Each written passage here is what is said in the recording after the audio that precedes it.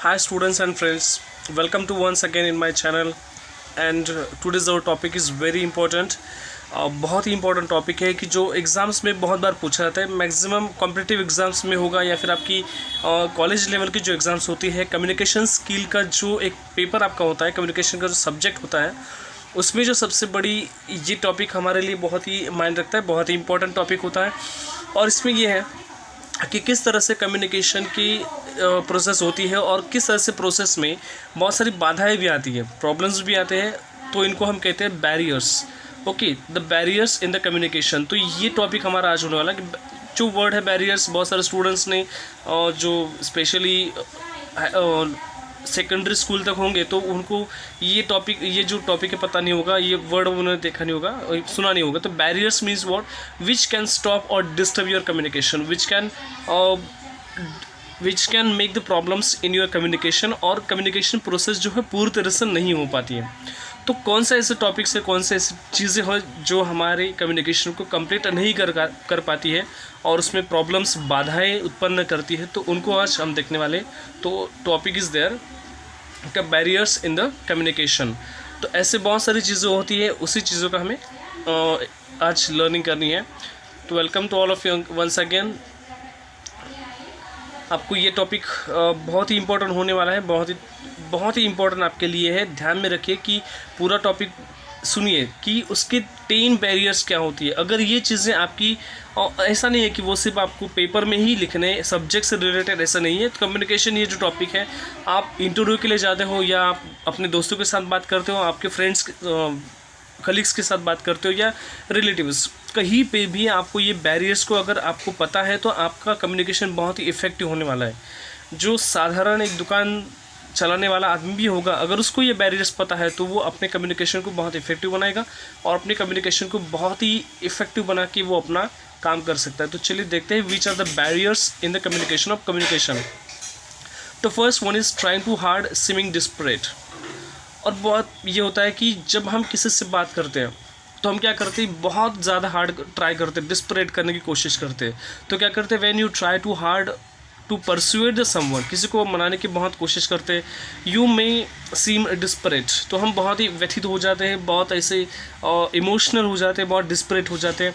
And dispersion smells like manipulation and turn people of before you can utter your next desperate words. तो अब डिस्परेस हो जाते हैं, बहुत बार इमोशनली हम कुछ भी बोल जाते हैं तो बहुत सारे लोग जो होते हैं वो हमसे दूर हो जाते हैं, हमसे बात नहीं करते हैं। तो ये चीज़ है कि जब आप कम्युनिकेशन करो तो सही ढंग से करें, कहीं पे भी आपको ऐसे प्रॉब्लम्स क्रिएट होने की ज़रूरत ही ना पड़े। तो be smallest and soft one, don't make any confusions your communication. तो बहुत ज़्यादा हार्ड नहीं होना है, ये भी बात है कि जब आप कभी कभी होता है कि इमोशनली हम, इमोशन का मतलब यही नहीं कि बहुत आप रोने लग जाओ, ऐसा नहीं है। कभी कभी गुस्सा भी हो सकता है, तो कभी कभी इमोशनल भी हो सकता है। तो ये चीज़ें आपको कम्युनिकेशन में बाधाएं डालती है। दूसरी चीज़ है lack of enthusiasm and confidence. बहुत सारे लोग जो होते हैं वो बोलने में, एक तो इनका एंथुजियाज्म नहीं होता है या फिर कॉन्फिडेंस नहीं होता है। जैसे आप अगर सेल्समैन हो तो सेल्समैन को चाहिए कि वो अपने प्रोडक्ट जो है, आपका प्रोडक्ट, आपकी service, whatever it is, तो he can present in front of the audience. वो अच्छी तरह से प्रेजेंटेशन दे सके और प्रेजेंट कर सके। उसमें वो एंथुजियाज्म होना चाहिए, ईगर होना चाहिए, कॉन्फिडेंस होना चाहिए। जो भी आप बात कहो तो it should be with confidence. ऐसे कहा जाता है कि बोलने वाले के जो होते हैं कुछ भी बेच सकता है। अगर आप बोलते हो तो आपका दुकान चलेगा, नहीं तो फिर कुछ नहीं चलने वाला। तो therefore you must be talk with the people when you don't believe on your related topic, position, place, product, service, etc. तो your communication will be failed, ये अच्छी तरह से नहीं हो पाएगा। Third thing is very important again, lack of eye contact. जब भी हम बात करते हैं तो हमारा आई कॉन्टैक्ट सामने वाले से होना चाहिए। तो इससे क्या होता है कि if you are not doing the eye contact, जब आपका आई कॉन्टैक्ट नहीं है, आंखों में आंखें डालकर आप देखते नहीं हो, तो means what, you are lying somewhere, you are not agree with the topic और you are not presenting your topic very powerfully. तो इसका मतलब क्या होता है कि जो भी आपका रिसीवर है तो वो समझता है कि आप झूठ बोल रहे हो। Not making eye contact is a sure way of raising doubt in listeners and losing your attention and make them feel suspicious about you. Not to mention invisible, so always look in the eyes while talking. तो हमेशा जब भी आप किसी से बात करो तो उसकी आंखों में कम से कम देखो। तो इससे क्या होता है कि सामने वाला का जो एक कॉन्फिडेंस होता है, उसकी विश्वास आपके ऊपर हो जाता है। तो ये बहुत इंपॉर्टेंट है। नहीं तो क्या होता है कि वो विश्वास नहीं रखता आपके ऊपर, उसको लगता है कि ये झूठ बोल रहे हैं। तो ये नहीं होना चाहिए। Fourth thing is there overloaded information, lack of focus on the topic. तो बहुत बार सेमिनार होते हैं या फिर आप बहुत ज़्यादा अगर लेक्चर ले रहे हो फॉर एग्जांपल, तो उतनी ही टॉपिक का इन्फॉर्मेशन दीजिए लोगों को कि जितना उससे ज़रूरी है। आप अगर बहुत ज़्यादा और आपका टॉपिक बिल्कुल छोटा सा है और इम्पोर्टेंट है, ओके, तो उस टॉपिक के रिलेटेड आप कुछ भी एग्जांपल दे रहे हो, तो क्या होता है कि उन लोगों का जो अटेंशन है, इन्फॉर्मेशन जो है अगर ओवरलोडेड होगी तो फिर वो उन तक नहीं पहुंच पाती है।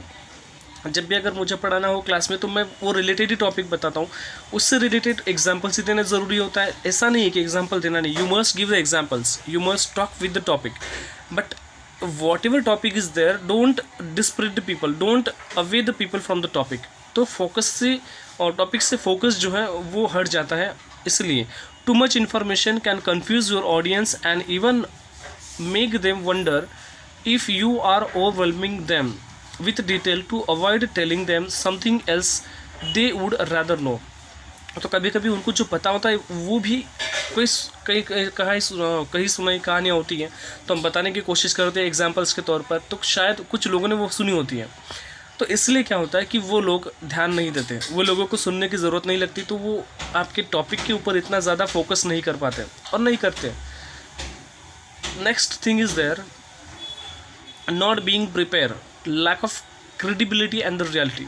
जब भी आप कोई टॉपिक को एक्सप्लेन करने की कोशिश कर रही है, फिर for example as a teacher अगर मैं कहूँगा कि मुझे क्लास में जब पढ़ाना है तो आई must be prepare myself first.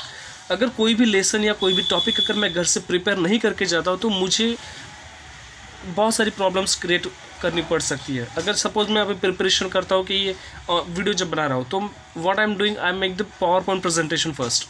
तो प्रेजेंटेशन जब मैं बनाता हूँ तो आई must be prepare before that. तो प्रेजेंटेशन का मतलब ये नहीं कि मैंने ले लिया और मैं पूरा इसी के ऊपर डिपेंडेंट हूँ। तो मैं खुद का क्या बता रहा हूँ, अगर वही पढ़ के मैं अगर एक्सप्लेन करके बताऊँगा तो that is not a preparation, you must prepare your self. तो क्या होता है, और दूसरी चीज़ ये होती है कि lack of credibility, whatever the information you are providing to the people, students और your listeners audience, that must be credible. Reality होनी चाहिए, उसमें फैक्ट होनी चाहिए। अगर उससे आप फैक्ट से रिलेटेड ही नहीं हो, आपने कम्युनिकेशन के बारे में कुछ पढ़ा नहीं हो और डायरेक्टली मैं बताना जाऊँगा तो ये ऑडियंस नहीं सुन पाएंगे। तो it's means what, I must be prepare myself first. Lack of credibility नहीं होनी चाहिए, ये पहली चीज़ है। क्रेडिबल होना चाहिए, रिलायबल होना चाहिए और रियलिटी से वो बिल्कुल मैच होना चाहिए। जो चीज़ें हमारे बीच में आजकल आती है वही चीज़ें मुझे पढ़ानी है। तो what, without a preparation, without getting knowledge of the fact, depend upon the PowerPoint presentation much, बहुत ज़्यादा, तो your listeners will notice and feel it let down। तो उनको इतना ज़्यादा वो उसके ऊपर अब डिपेंड कर देते हैं पूरी तरह से, तो उनको लगता है कि पढ़ना ही तो फिर क्या फ़ायदा। तो थोड़ा समझा के आप अगर बताते हो तो definitely it will important to you. अगर ये सब आप फैक्ट से रिलेटेड नहीं है, फैक्ट से बिल्कुल अनजान हो, तो आपकी वीडियोस, आपका जो इन्फॉर्मेशन है उसकी तरफ जो है ऑडियंस बिलीव नहीं कर पाते, ऑडियंस आपके ऊपर बिलीव नहीं करेंगे, and that will be the one cause of a lack of barrier of communication, lack of communication और destroying the communication. Next one is too much talking and boring receivers.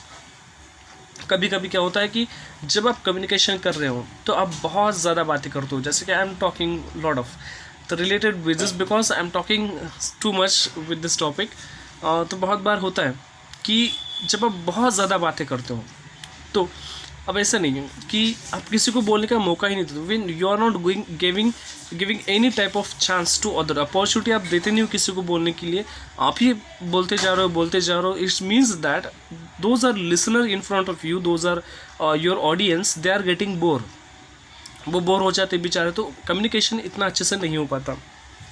Already I told you that communication means not that only you can get the worldly reply, you can get the speech reply, can be possible that it will be your informal जो आपका audience का reply है तो वो आपका non verbal भी हो सकता है, आई कॉन्टेक्ट हो सकता है, चेहरा समझ में आता है, तो इससे आपको फीडबैक मिलता है। तो means what, you are receivers are not getting boring, अगर उनको नींद आ रही हो आप पढ़ा रहे हो तो means what, they are getting bore.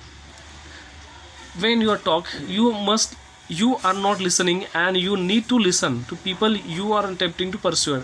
तो जब आप लोगों की बातों को भी सुनना बहुत ज़रूरी होता है, क्योंकि फ्रेंड्स इसलिए होते हैं कि वो आपको सुना सके, आपको बता सके उनकी प्रॉब्लम. हम अपनी ही प्रॉब्लम्स के बारे में, कुछ लोग होते हैं जो सिर्फ अपनी ही बातें लोगों को बताते रहते हैं कि मेरा ये हुआ, मेरा वैसा हुआ, that I getting a problems and that one. तो ये सब नहीं होना चाहिए. तो फ्रेंड्स सबके होते हैं और ऑडियंस भी है, तो उनको हमेशा आपकी प्रॉब्लम्स उनको बताइए. Listen to them also. Everybody has the problems, to listen first and then talk to others. तो दीज आर द बैरियर्स. और दो बहुत ही important, 7th number is a physical and psychological barrier. अब फिजिकल मीन्स व्हाट, अगर किसी को सुना ही नहीं दे रहा है, physical means he is not proper listener, उसकी बेचारे को सुनना ही नहीं देता है, तो वो प्रॉब्लम आ सकता है. आप आधे घंटे से लेक्चर दे रहे हो लेकिन उसने सुना कुछ नहीं, उसको दो बेचारा डम है, लिसनिंग कैपेबिलिटी उसकी नहीं है, वो हो सकता है शायद ये होगा. और फिजिकली दूसरी बात कि वो अगर बोलने वाला तोतला हो या फिर उसको बोलना नहीं आ रहा है, तो that can be the also one barrier.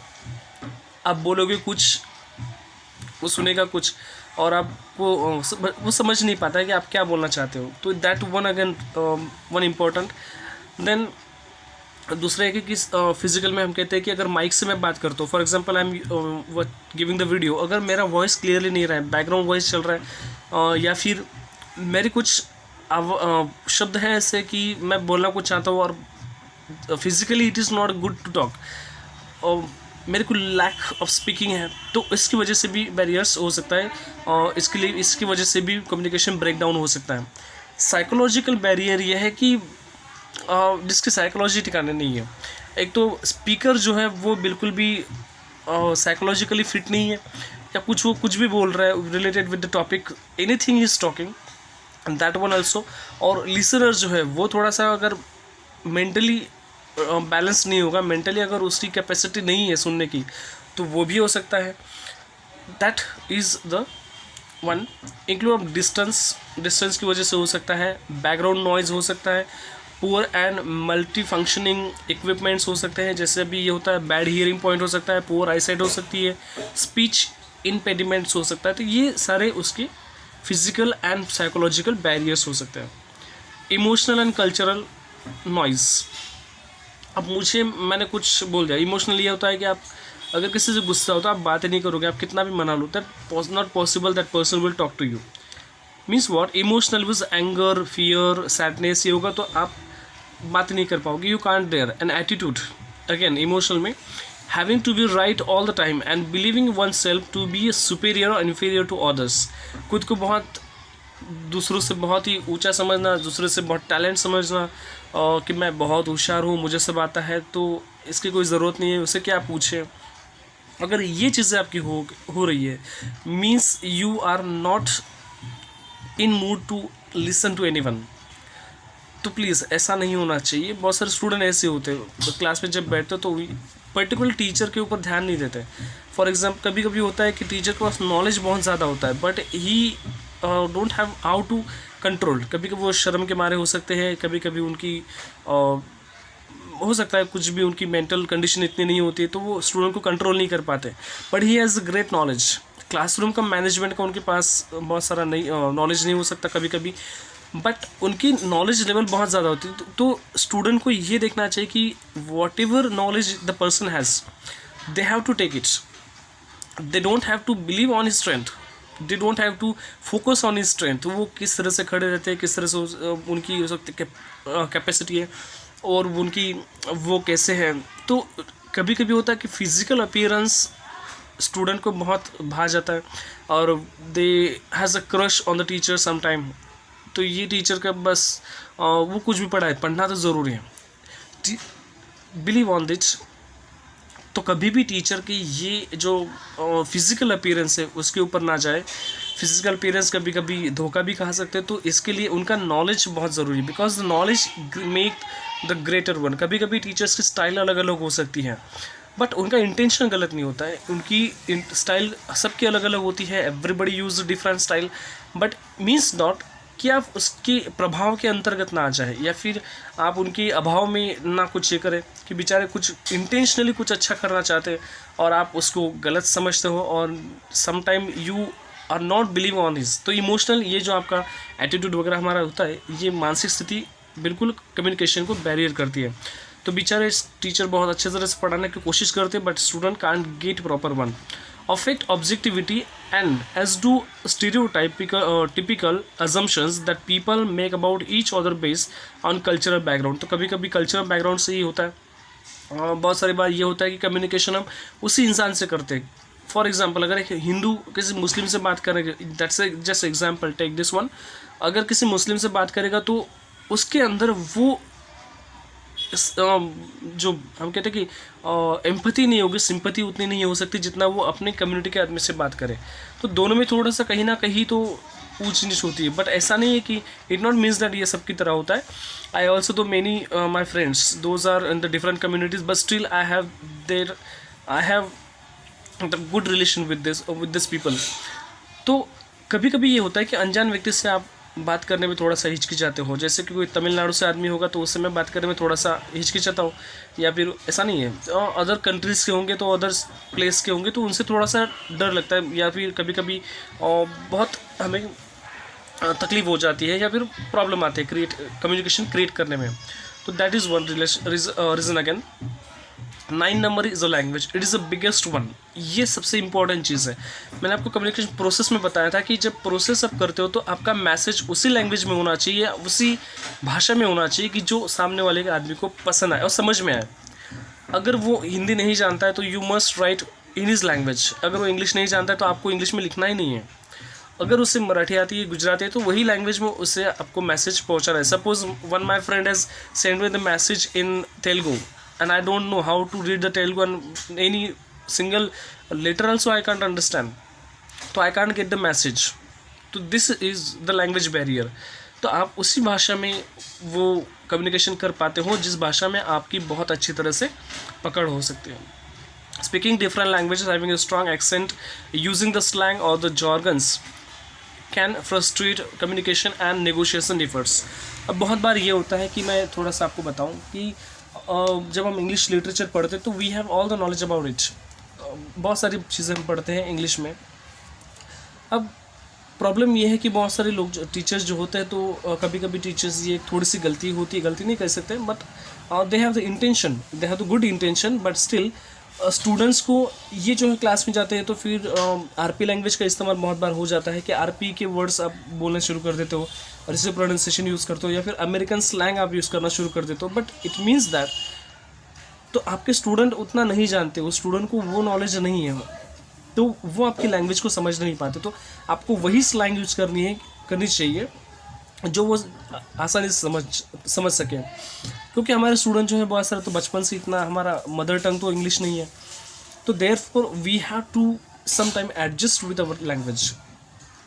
इसका मतलब ये नहीं कि किसी को अगर GIE आती है, जनरल इंडियन इंग्लिश आती है, तो वो बिल्कुल भी इंग्लिश नहीं आती, ऐसा नहीं हो सकता। He has a great knowledge, he has knowledge, but जो लोगों को समझ में ही नहीं आए तो उसका क्या फ़ायदा। Language is what, it's a medium to connect the people, it's a medium to transmit the idea. अगर ये नहीं हो रहा है तो वो लैंग्वेज का फंक्शन बिल्कुल भी फेल होता जा रहा है। तो नथिंग और लिटल इन कॉमन। तो कभी कभी होता है कि कुछ चीज़ें बिल्कुल भी कॉमन में होती है तभी हम बात करना शुरू कर देते हैं, सबको पता है फिर भी उसके ऊपर बात करिए, तो that should not be there. Stories anecdotes can help get point across except when the audience cannot relate to any of these because they don't share common experience with the speaker। तो कभी कभी ये होता है कि हम common experience share करने की कोशिश करते हैं, जो आपको स्टोरीज हो सकती है, एनेक्डोट्स हो सकती है, तो उसको आप शेयर करते हो, पॉइंट आपका जो पॉइंट क्लियर करना हो तो आप उसको बताते हो। तो ये भी बैरियर होता है कि हम ऐसी चीज़ें बताते हैं कि लोगों को ऑलरेडी वो पता होती है, और यही चीज़ होती है कि that's create a bad communication between the receiver and the sender. तो these are the barriers in communication, you must learn all this things. आपको पूरे के पूरे लर्न करने चाहिए और बहुत ही इंपॉर्टेंट आपके लिए रहने वाले हैं। Thank you for listening this one video and I hope you like it, you understood all this, and definitely it will be useful to your education in your daily routine. So use it, and subscribe the channel, like the video, and comment in the comment box. Bye.